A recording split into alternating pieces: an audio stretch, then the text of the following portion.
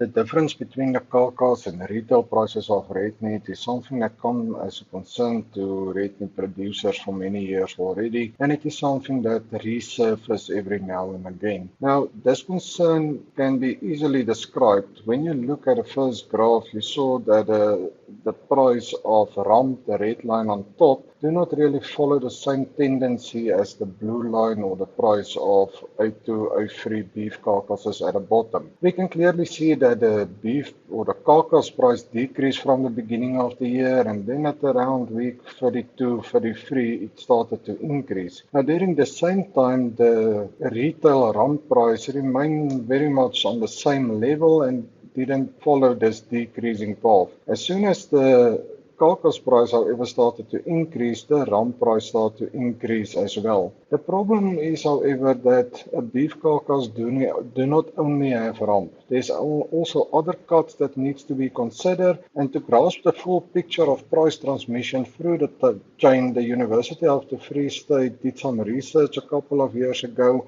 and we took the retail prices of different cuts of beef, work it backwards through the block test to get to a composed carcass price for retail. Now, when this composed carcass price in the second graph is compared to the A2, A3 carcass price, then we see a whole different story. It is clear that the prices of both the supermarkets on the graph as well as the butchery follow much more the same trend as the beef price. Yes, there's ups and downs, but it is due to different factors. So the retail do follow the same price if you only compare carcasses with carcasses.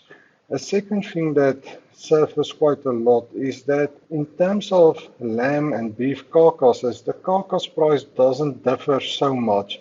But when you look at the retail price, there's a large difference between steak and chops, for example.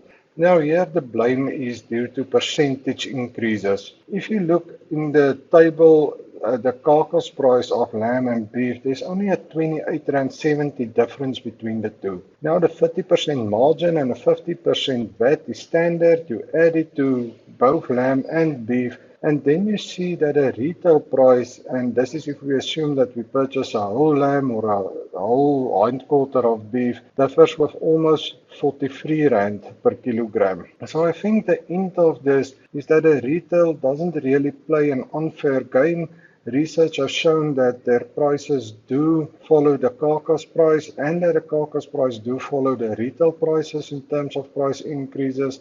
And then we must also remember that percentages is quite a big culprit, as the same percentage increase on a low price is quite less than the same percentage increase on a high price.